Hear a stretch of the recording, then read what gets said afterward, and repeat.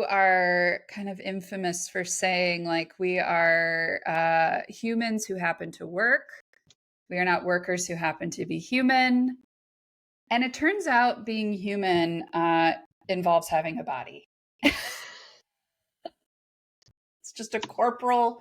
I forget how to say that. Corporal is like someone in the military. You know the word I'm talking about? Corporeal? Is that it? Yeah, like habeas corpus. Yeah, okay, right. Of the body. Of the body. Something. We need some Latin lessons, stat. Okay, dear Emily and Katie, I'm having... Sorry. Yes? Okay, I'm trying to get more light in here. Okay. I wasn't looking at you. Oh, there we go. Okay. Do you have a window in front of you or a ring light? I do, and then I have these lights, but like I can't get the camera to focus. Yeah. Like it looks good and then it fades to black. Oh, okay. Let's see. That's kind of like spiritual. Is this better? I think this is better. I mean, you look great to me. Okay. Okay. Just everyone, if you're watching this, Katie may disappear. But she's still with us. Into the ether. Into chaos, which is the nothingness. Okay, dear Emily and Katie, I'm having such a hard time in my body lately, especially when it comes to work clothes. Nothing seems to fit right, and now I've given up trying completely. How do I stop the negative self-talk and find my way back into the outfits I used to find so much power in? Help. I want to say there's no other identifying information. This person has truly remained anonymous. So I don't know gender. I don't know where they are in the world. So we're just going to answer this as, the common humanity that this question has behind it. But bodies is that's where I thought we'd start, like just to create the common humanity of being in a body. Mm-hmm. It's right. And I want to say, I talk about this a fair amount in my life and in my work, which is that bodies are meant to change. And yet there are whole industries and vast diasporas of culture that are like, no, they aren't. And you should not. And if you are, you better buy this. So, that I feel like is an important common humanity element to share with this listener. In other words, like if I could distill that, it's like me too. It's not just you. It's not just you. Me three. Me three. Yeah. What jumped out at you? It so deeply resonates with me. I know. And I, for those of you who can't see us, Emily and I have different body types and different body sizes, and yet the same thoughts and struggles. And so it's, who benefits from us questioning our value based upon the appearance of our body? It's not us. We're not benefiting. To your point, there's a whole industry, a multi-billion-dollar industry that requires us as humans to be dissatisfied at best or to hate at worst the vessel we have that allows us to communicate our brilliant thoughts, give people really gorgeous hugs that feel so good, right? To be able to hold hands and pet dogs and show up as something other than bones and a nervous system. And we do not benefit from that. And yet, as I say this, how much money have I spent on skincare products, Botox, covering up my grays, vitamins that who knows if they keep me hydrated and keep my appetite for sugar in check. Like, I don't know, but I'm doing it because they're telling me I'm supposed to. And then I believe it makes me feel good. But does it? Or does it just make me feel good because now the world is looking at me in a different way? It's a chicken or the egg. But really not, because we know what's happening. but I still buy into it too. So I say all of that without judgment because I could talk about this for hours. You and me both. And I like the question of how do I stop the negative self-talk? Oh my God. Like, you don't fully. I think this is an interesting statistic that I got from the National Organization of Women. Now, my mom was a member of NOW way back when, and they're still around doing incredible work in feminism. Yes. Founded in the 70s, right? Yeah. I mean, what a time. It's 50 years ago. Yeah. According to research they have posted on their site, 53%, and we're going to talk about girls for a second. 53% of American girls are unhappy with their bodies. I would think it would be. I mean, I'm like, did even you talk higher?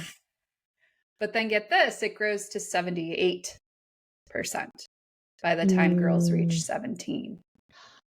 So being unhappy with your body, I mean, turn to the left or to the right. Message number one, I think that Katie and I want you to hear is like us too. The second part that I want to address is how do I stop the negative self-talk? And I'm going to pull right from my time when I was in treatment for anxiety and depression, and also come to find out I had developed an eating disorder. And was in, the smallest size I'd ever been. Cognitive behavioral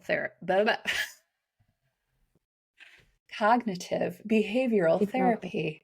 We'll remember this from our graduate school time. In treatment, right, we talked about how thoughts lead to emotions, right? Emotions can lead back to thoughts. There's a whole cycle, but it's generally speaking thoughts, emotions, behaviors, and then like a physical manifestation. So if you think about that, right, as a cycle, like we can interrupt these things at various points. And part of me with this listener, I thought to myself, like, what is the thought they want to stop? Of course, I go she because that's the gendered part of it. Is it like, if I can't be another size, I don't deserve work clothes? I don't know. So like, that would be if I had this person in front of me, like, what are some of the thoughts? Like, what is the talk? Because what I like to do when I have that talk is be like, do not address, do not engage, do not diffuse, certainly don't challenge it, but just like, and then it gets loud for me. So that was the thought I had about the self-talk was like thought stopping used to be a thing that I think, in our line of work we talked about, and it's a tactic and a method in, a psychological framework. I don't think it works. And I certainly can't stop thoughts. I mean, that feels like a Marvel superhero's job. So, and more importantly, not stopping the thought, we can't stop the feeling. Like, no. Which is even, you gotta let yourself feel whatever it happens to be. That's associated. And I think that question you posed for the listener still holds. Yeah. As does what you just said, like, what are you feeling? Right. And sometimes with this issue in particular, like, people don't often say, well, they'll just say, I feel fat, because, being fat is the worst thing that can happen to you, which is culture. And a lot of people, unfortunately, believe that. But what is the feeling? Is it, I'm afraid, right? Is it, I'm scared? Is it, I feel ashamed? Like, just even naming that feeling. So again, with CBT, that thought, that feeling, and then what is like the behavior that comes out of that? And it sounds like with this particular listener, it's a removal of self from like, I don't want to participate, that all or nothing, like, until I get to this place or that size, I'd better just stay in the shadows, retreating. And there's so many physical reactions that then come from that, right? When you don't associate with other people, or you feel like, maybe you don't show up for work, or you start to be tardy, or I don't want to fearmonger, in any way, shape, or form. This person's very clearly showing up, but thinking about kind of like not showing up in some ways. So yeah, that's what when I was thinking about this, I was like, let me just open this treatment binder because I remember this going through this stuff and be like, what was the, I've been out of graduate school for a minute. But I when people would ask me like, what's your treatment modality? And I would never say CBT.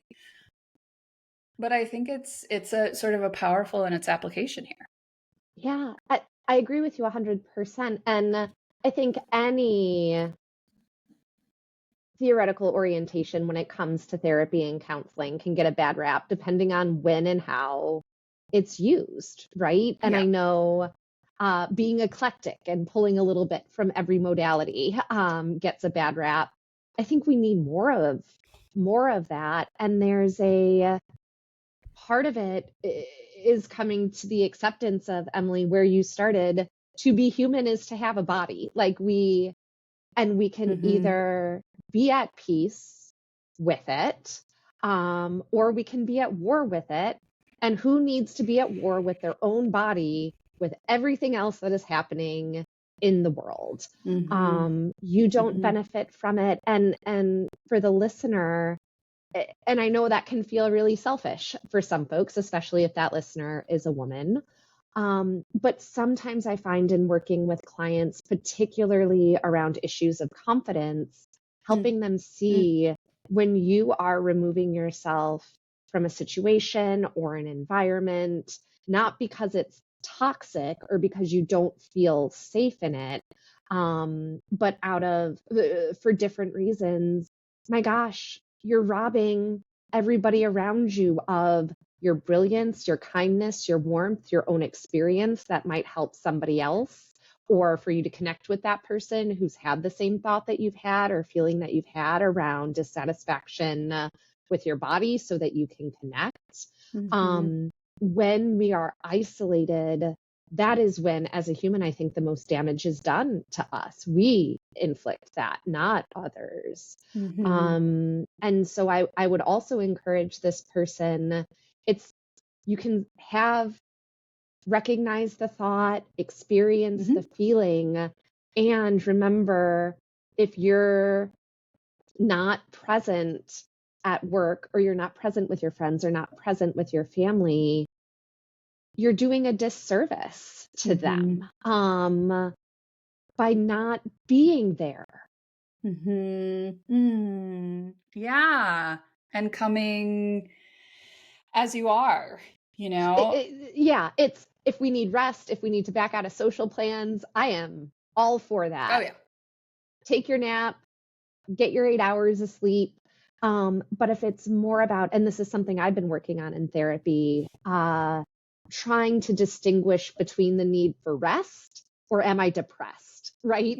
Yeah. And thinking of some kind of almost metaphor for that for yourself. So I don't know, Emily, you've watched Stranger Things. Yes. Not in totality, though. Not in totality. And I can't remember the name. Oh, one. Like, they are numbered, and it's one. And he's the guy who's kind of in the upside down and then ends up becoming like entangled in these vines and tree branches.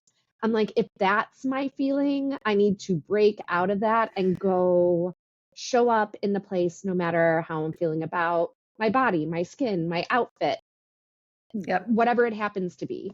If I feel like one in the upside down, tied up in those vines, that's not me needing to rest. Yeah. That is me feeling fear of what other people are going to think. Yeah. Yeah. If it's not that, I'm like, oh no, I just need some sleep. Yeah. Right. That opposite action, that pull to retreat. Ooh, it is powerful. It is also quote unquote safe, like immediately, right? You get that immediate payoff of I don't have to do the thing. But the aggregate, it gets a little scary. So we've talked about, common humanity. We've talked about noticing the thoughts, the negative self-talk. You can't stop thoughts. You can't stop feelings. And You can decide how much you're going to engage with them, and what you do with them. I'm reminded of the seminal truth that thoughts are just thoughts, which is like, you tell that to my brain. My brain's like, no, we're going to need to massage this one another couple hours. But even I, like in the course of my treatment, that was a lot of what I worked on, was just like letting that cycle run. But I do want to offer then this third thing, which is there's a couple different ways you can interact with a thought if you want to, right? So the question of like, what do I do with this negative self-talk? If you can't stop it, well, what do you do? I like the challenging it with facts, you know, that's a really powerful thing. Or like challenging it with proof of the opposite, that there are, I don't know what your body size is, I don't know how tall, short, wide, squat you are, but filling up your cup with body affirming options for clothing, and wearing things today that don't cinch you off from reality and have you thinking about what you're wearing for the whole day, other than to be like, man, I look fly, right? So personal style, it's a great time to even just say like, what do I love, you know? And if is it still the same as when my body was that size? Has it changed? How am I? Like a little bit of audit. So challenging that maybe it isn't about fitting back into or going back in any way, shape, or form. It's like, what are we doing going forward? You can also diffuse thoughts instead of saying like, I am, gosh, what would it be like? I am unworthy because I no longer fit into this work shirt. Could it be like, I'm feeling sad that that shirt doesn't fit me, Yeah. right? It doesn't become your identity. The That's right. feeling doesn't become your identity. Yeah. So the diffusion or the challenging, those are two tactics in the moment when it comes up. I would like it if you were like, and we always give our negative critic, our critic, our inner critic a name, like, thanks, but no thanks, Kate. It wouldn't be Kate. Thanks, but no. I just looked down at this Thanks, book. That's man. why I said it. I know. That's why I said And it. it wouldn't be her either. And it would never be you. Ooh, let me not. Then I just won't use a name. I won't use a name. But like, thank you for coming, right? Diffuse challenge, moving on. Put on the yellow skirt, do the thing, right? And So yeah, please go. It's just something you said and it hit me just smack in the face, which was, you know what? I'm not worthy because this work shirt doesn't fit me. What? What? And so even just saying it out loud, for this listener to say a thought like that out loud and recognize, when I say this out loud, how ridiculous does this sound? Especially if a friend or a family member or a colleague said that to me, my jaw would hit the ground and I would say, what are you talking about? Right. Right. And I need that too. I put on a dress last night that I was trying on for a date tonight. And it was a little too big and it didn't quite fit the way I wanted it to fit. And I'm like, I can't fill this out. I don't have the breast material for it, the curves, or the curves, whatever. Instead of just being like, oh, I can return this and buy a smaller size, or just return it wholesale. Like, it has nothing to do with my value at all. Yeah. But I had the same thing less than 24 hours ago. Yep. I mean, right, going from like, I'm a burden to I feel like a burden, like these small adjustments, or everybody goes through this, just even that mantra, right? Coming full circle back to common humanity. It's like, even Katie, even Emily.